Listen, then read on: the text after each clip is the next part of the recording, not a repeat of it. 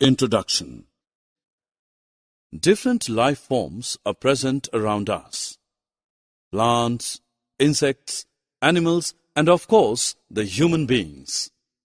Every living thing is made up of different body parts, and each part has a specific task assigned to it.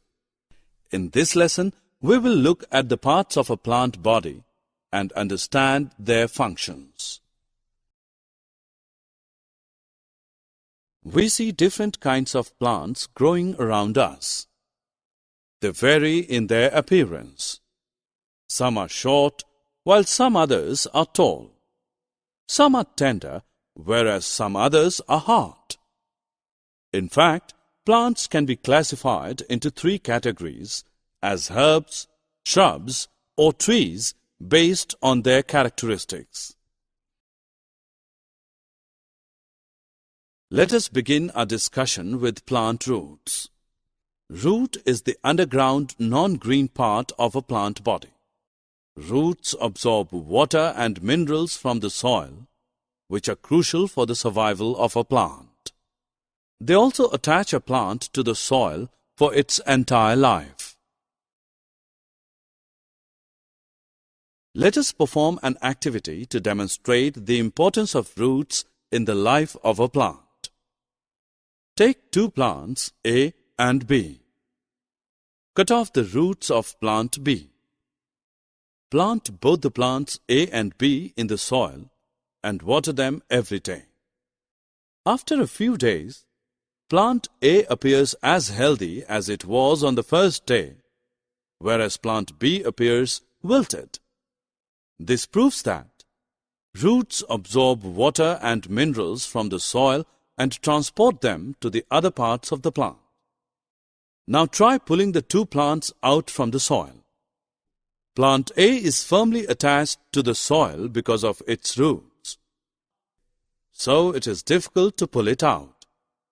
However, plant B, that has no roots, comes out easily. This shows the roots anchor plants firmly in the soil. Roots are of two types: tap roots and fibrous roots. Taproot is a single, large root that grows straight down deep into the soil. A few small roots that branch from it are called lateral roots. For example, roots found in radish and carrot plants. Fibrous roots, on the other hand, are a cluster of fine roots that spread into the soil. For example, roots found in maize and wheat crops. A fibrous root has no main root. The other important part of the plant body is the stem. The stem forms the main axis of the plant body, which grows towards light and away from gravity. It holds the plant body upright. It bears leaves, flowers, and fruits and exposes them to sunlight and air. The stem is divided into nodes and internodes. Nodes are the swollen portion of the plant that holds buds which grow into leaves, flowers, etc. Internodes, on the other hand, are the stretches between two nodes. Roots, as you learned, absorb water and minerals from the soil. How does the water and minerals absorbed by the roots reach the rest of the plant body? Yes, through the stem.